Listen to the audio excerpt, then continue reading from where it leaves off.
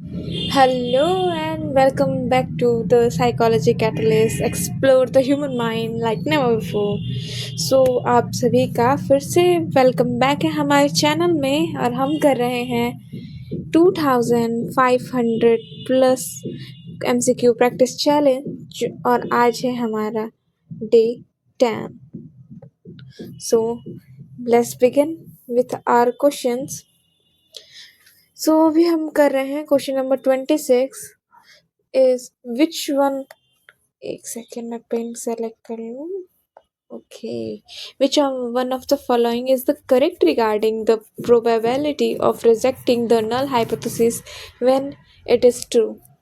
So जब हम कोई एक्सपेरिमेंट में नल हाइपोथेसिस को रिजेक्ट कर देते हैं जबकि वो एक्चुअल में ट्रू होती है तो इस गलती को हम लोग टाइप 1 एरर बोलते हैं. इस तरह एक जो फॉल्स पॉजिटिव होती है इसकी संभावना को अल्फा से दर्शाया जाता है, यानी कि इसको हम लोग अल्फा से सिग्निफिकेंट शो करते हैं. And answer is option D, type 1 error. Previous video में मैंने type 1 error, type 2 error, second error मैंने बहुत अच्छे से समझाया है. अगर आप लोगों ने नहीं देखा है तो must watch. So we move to our next question. A researcher studied a group of children at different age. Which of the following research method he or she used? So again a repeated question. For इसका correct answer होगा हमारा longitudinal. जब हम लोग कोई भी experimenter होता है बच्चों के एक ही समूह यानी सेम ग्रुप को लेता है और उन्हें लंबे समय तक फिर डिफरेंट एजेस अलग अलग समय पे बार बार वो स्टडी करता है, जैसे 5 साल की उम्र में, फिर 10 साल की उम्र में, फिर 15 साल की उम्र में. तो इस मेथड को हम लोग लॉन्गिट्यूडनल मेथड बोलते हैं. इसका ये फ़ायदा होता है कि इससे पता चलता है कि जो लोगों में समय के साथ व्यक्तिगत रूप कैसे बदलाव आती है. यानी एक किसी इंडिविजुअल को स्टडी कर रहे हैं तो हम लोग इस पता कर सकते हैं कि उसमें उस इंडिविजुअल में कैसे चेंजेस आ रहे हैं. So we move to our next question. Question number 28. The entire group that researcher is interested in is called a. इसका करेक्ट आंसर हो जाएगा हमारा option C, population. Simple question है. एंटायर ग्रुप जिसमें पॉपुलेशन है, simple सी बात है. रिसर्च में वो पूरा ग्रुप जिसके बारे में एक्सपेरिमेंटर कंक्लूजन निकालता है, जैसे भारत के सभी कॉलेज के स्टूडेंट या दुनिया के सभी कैट पेरेंट्स, वो क्या है हमारा, उसे पॉपुलेशन कहा जाता है. डिफरेंस क्या है इसमें, जो एक्सपेरिमेंटर होता है इस पॉपुलेशन से कुछ लोगों को चुनता है जिसे सैंपल कहा जाता है, और इन्हीं सैंपल को हम लोग स्टडी करके आगे फर्दर पूरे ग्रुप के लिए अप्लाई करते हैं. यानी कि अगर ये एक हमारा सेट है, ये पूरा पॉपुलेशन है, तो इसमें से ही एक पार्ट को हम लोग यहाँ उठाएंगे और इस पर स्टडी करेंगे और इसको आगे सबके लिए जनरलाइज कर देंगे. Now range is what of the following. अब हमें बताना है कि रेंज क्या होता है. रेंज क्या है, मेजर ऑफ वैलिडिटी है या फिर मेजर ऑफ सेंट्रल टेंडेंसी है या फिर मेजर ऑफ प्रोग्रेशन है या मेजर ऑफ मोड है. रेंज क्या होता है, मतलब वो एक तरीके से वो देता है कि डेटा कितने बड़े स्कोर से कितने छोटे स्कोर तक कितना, मतलब इसमें वेरिएबिलिटी क्या है, यानी कि जिसका स्मॉल टू लार्जेस्ट डाटा के बीच क्या डिफरेंस है, ये होता है हमारा रेंज. डाटा वेरिएबिलिटी कितनी है ये नहीं बताता कि उसकी सेंट्रल टेंडेंसी कहाँ है, बल्कि ये बताता है कितना वो फैला हुआ है. So the option A, measure of variability, is the right answer. Now the next answer is, question is, ये क्वेश्चन हम लोगों ने पहले भी किया है. Using different method of collecting data, different source of evidence, different tests, and in some case different interviewers is known as what? So the correct answer is triangulation.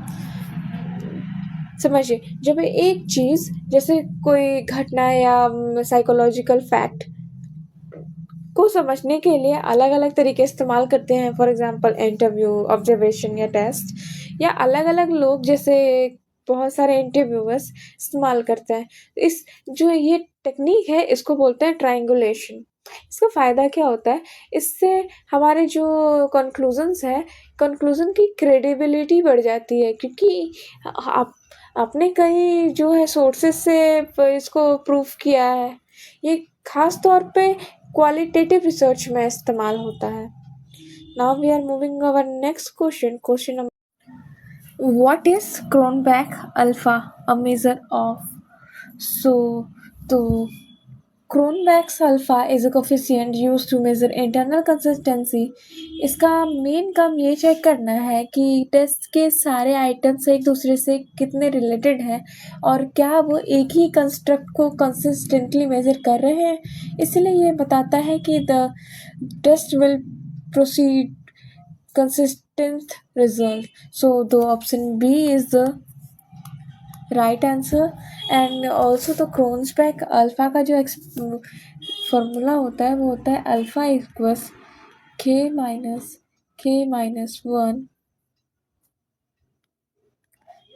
and 1 minus small sigma I square by sigma square, जो कि होता है total का। ये हमारा पूरा formula है। Now we are moving to our next question. Question number 32. What is inter-rater reliability? So inter-rater reliability क्या होता है? A measure of, इसका करेक्ट आंसर हो जाएगा option A, measure of level of agreement between one person rating judgment over time to time. Interrater reliability का मतलब है within one rater consistency. ये मापता है कि एक व्यक्ति, वन पर्सन की रेटिंग सेम मटेरियल को अलग अलग समय पे स्कोर करने पे कितनी कंसिस्टेंट है। Basically it assess the stability of one score of persons judgement over time. So next question is question number 33. A hypothesis test for the purpose of rejection under the assumptions that is true. इसका correct answer है हमारा option C, the null hypothesis. Statistical testing हमेशा null hypothesis को लेकर शुरू कर होता है। हम अज्यूम करते हैं कि जो हमारा नल हाइपोथेसिस सही है, फिर हम डाटा से एविडेंस जमा करके इस सही मानी हुई हाइपोथेसिस को रिजेक्ट करने की कोशिश करते हैं। इसीलिए the hypothesis tested for the purpose of rejection under the assumption that is the true is the null hypothesis. So the option C. Now the next question number 34. What procedure used to identify whether question on a test do not perform in the way they are intended to be known as? So question number 34. Item analysis एक procedure है जिसमें हम एक test हर एक question items को individually evaluate करते हैं। इसका मेन फोकस ये है देखना होता है कि आइटम की जो डिफ़िकल्टी कितनी है और क्या वो अच्छे से स्टूडेंट्स को, यानी जो बुरे जो स्टूडेंट्स हैं उनको डिस्क्रिमिनेट कर पाता है, डिस्क्रिमिनेशन में ठीक से फ़र्क कर पा रहा है कि नहीं, अच्छे और बुरे स्टूडेंट के बीच में डिस्क्रिमिनेशन कर पा रहा है कि नहीं। अगर कोई क्वेश्चन इंटेंडेड वे में परफॉर्म नहीं करता तो उस आइटम के एनालिसिस से आइडेंटिफाई किया जाता है। So the option C is the correct answer, item analysis. Now we are moving to our next question number 35. What type of error does the process of scaling so scaling यानी मन psychological traits को numbers में बदलना एक measurement process है। Measurement ये है में हमेशा एरर होते हैं। ये एरर दो तरीके से हो सकते हैं, एक रैंडम एरर और एक होता है स्केल सिस्टमैटिक एरर। तो रैंडम एरर क्या है, ये एक अनप्रिडिक्टेबल होता है, जैसे मूड स्विंग्स, माइनर डिस्ट्रैक्शंस, ये एवरेज पर जीरो हो जाता है। और सिस्टमैटिक जो हमारा एरर है वो ये कंसिस्टेंट होता है, जैसा कि हम टेस्ट में है कि कोई बायस हो या स्केल गलत कैलिब्रेट किया हो। इसीलिए स्केलिंग का प्रोसेस मेन रैंडम और सिस्टमैटिक होता है, दोनों तरीके से एरर शामिल होती है। So the option C random and systematic is the right answer. Next question is question number 36. What type of test would a verbal reasoning test be classified as? So, the question number 36. Test दो categories में divide होते हैं। Achievement test ये मापते हैं कि आपने क्या सीखा, क्या अक्वायर्ड नॉलेज क्या है, basically acquired knowledge. Aptitude test क्या होता है, ये मापता है कि आप किस चीज़ को सीखने की कितनी क्षमता है, आपकी पोटेंशियलिटी कितनी है। वर्बल रीजनिंग टेस्ट किसी नए स्किल को सीखने की आपकी इनेट कैपेसिटी को मेज़र करता है, इसलिए ये एक आपका एप्टीट्यूड टेस्ट है। So the option C an aptitude test is the right answer. So we are moving to our next question. Which of the following are not factor analytically derived personality inventories?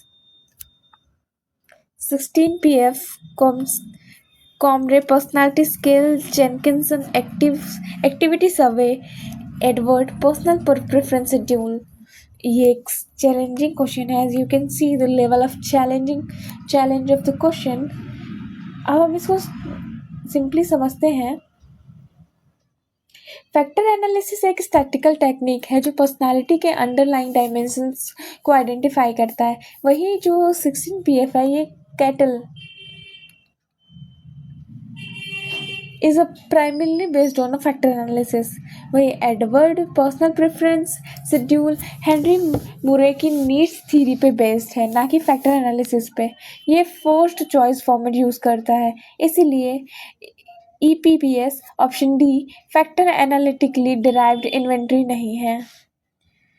सो तो हमारा right answer है answer option D.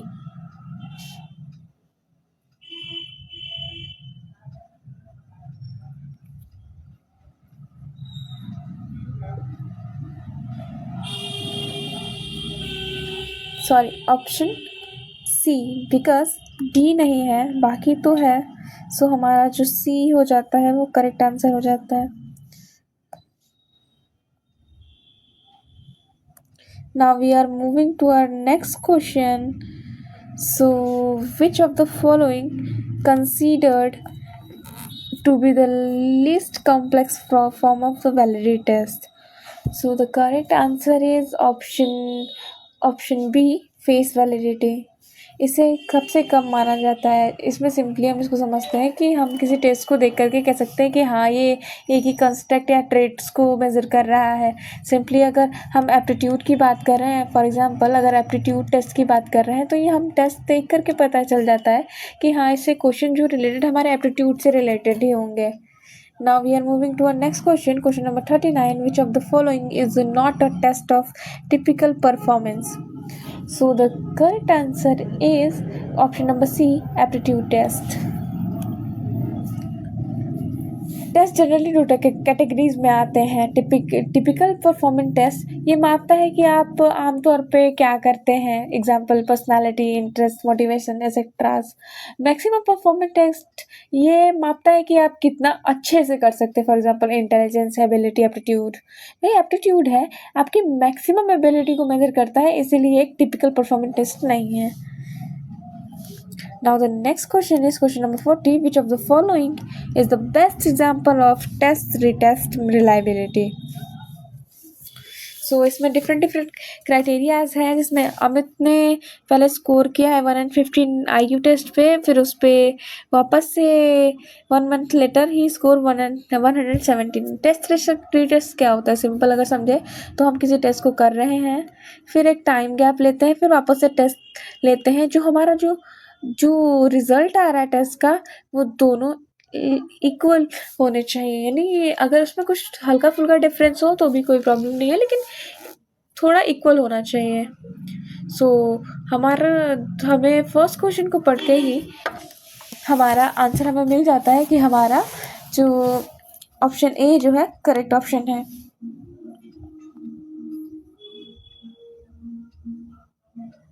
यहाँ पे भी देखो IQ का ही test है, फिर लेकिन 2 डिफरेंट IQ टेस्ट है, हमें एक ही टेस्ट पे करना है।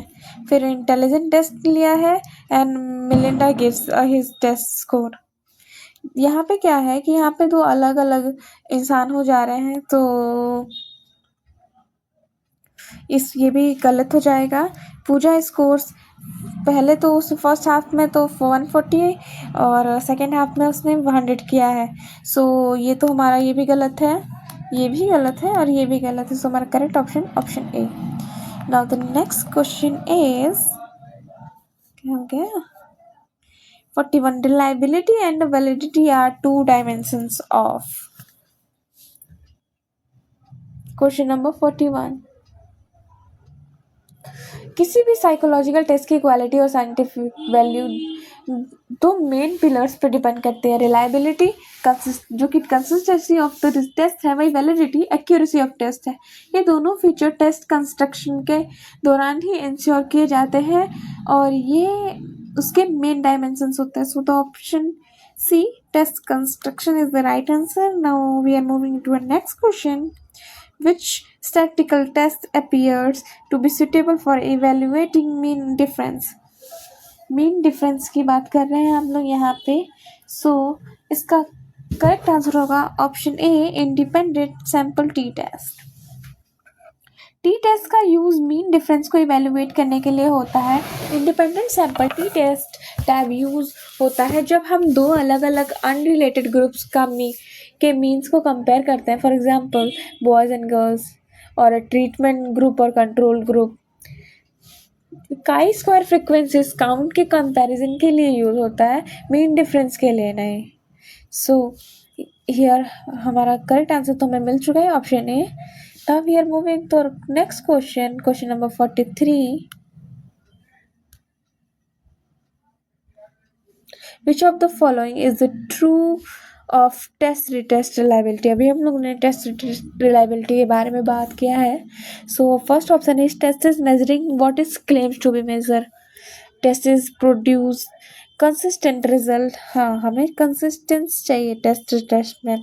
Client will improve performance in the second round. ये तो बिल्कुल गलत है, तो ऑप्शन डी भी तो गलत ही हो जाता है हमारा। तो हमारा ऑप्शन बी क्या है करेक्ट ऑप्शन है। अब हम मूव करते हैं हमारे next question number 44।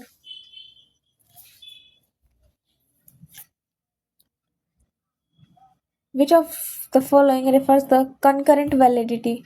So we are talking about the concurrent validity। एक तरीके से की क्राइटेरिया रिलेटेड वैलिडिटी है, इसमें हम नए टेस्ट के स्कोर्स को उसी टाइम पे लिए गए किसी इस्टेब्लिश वैलिड टेस्ट जो सेम ट्रेड्स को मेजर करता हो कि स्कोर कैसे कंपेयर करते हैं। अगर दोनों टेस्ट के स्कोर्स में हाई कोरिलेशन है तो हम कहते हैं कि नए टेस्ट की कंकरेंट वैलिडिटी हाई है। सो तो हमारी करेक्ट ऑप्शन होगा इस आंसर का option D. The notion that a score on a test correlates highly with the score from the test measured the same attributes. Now we are moving to question number 45. Reliability can be defined as, so